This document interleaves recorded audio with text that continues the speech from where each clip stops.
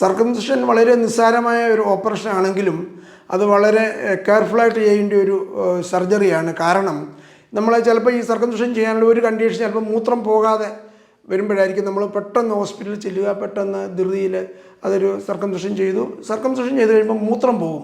പക്ഷെ അത് കഴിഞ്ഞ് ഇത് കഴിഞ്ഞെല്ലാം വരുമ്പോൾ ആണ് അവർ ഈ സർക്കംസിഷൻ കഴിഞ്ഞ പേഷ്യൻ്റ് ഇതിനെക്കുറിച്ച് ബോധേഡാകുന്നത്. മൂത്രം പോകുന്ന ഭാഗം ക്ലിയർ ആയപ്പോഴത്തേക്ക് ഇമ്മീഡിയറ്റ് കാര്യം മാറി. പക്ഷേ അത് കഴിയുമ്പോഴത്തേക്ക് ചിലപ്പം ഈ സ്കിൻ നമ്മൾ എടുത്തിരിക്കുന്ന സ്കിന്ന് കറക്റ്റായിട്ടല്ല എങ്കിൽ എല്ലാം ഒരേ പ്രൊപ്പോർഷനിൽ എടുക്കണം.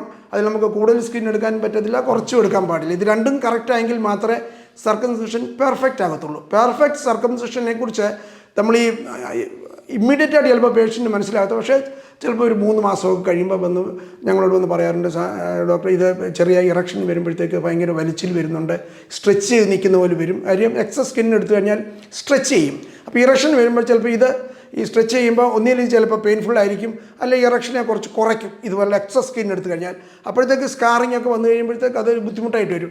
ആ ഒരു സമയങ്ങളിലാണ് അവരിത് ഐഡൻറ്റിഫൈ ചെയ്യുന്നത്.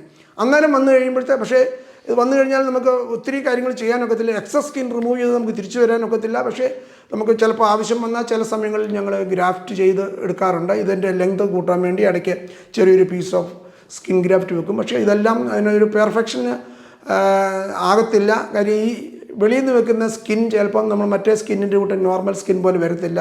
അതിനകത്ത് ഓയിലി ഫീലൊന്നും കാണത്തില്ല. ചിലപ്പോൾ നമ്മൾ എന്തെങ്കിലും ഓയിൻമെൻറ്റോ അതുപോലുള്ള എന്തെങ്കിലും ഗ്ലിസറിൻ പോലുള്ള സാധനം നമ്മൾ കുറേ നാളത്തേക്ക് ഉപയോഗിക്കേണ്ടി വരും.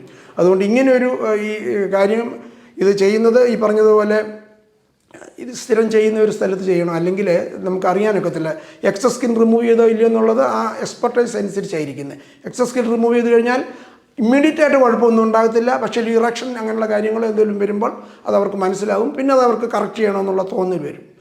ഈ കോംപ്ലിക്കേഷൻ നമ്മൾ കഴിവതും ഒഴിവാക്കണം. ഇത് ഓപ്പറേഷൻ സമയത്ത് ചെയ്യുന്ന ആ പ്രിക്കോഷൻ അല്ലെങ്കിൽ ആ ശ്രദ്ധ കുറവ് കൊണ്ട് വേണമെങ്കിലും ഇങ്ങനെ വരാം. നന്ദി. മറ്റൊരു വിഷയമായി വീണ്ടും കാണാം.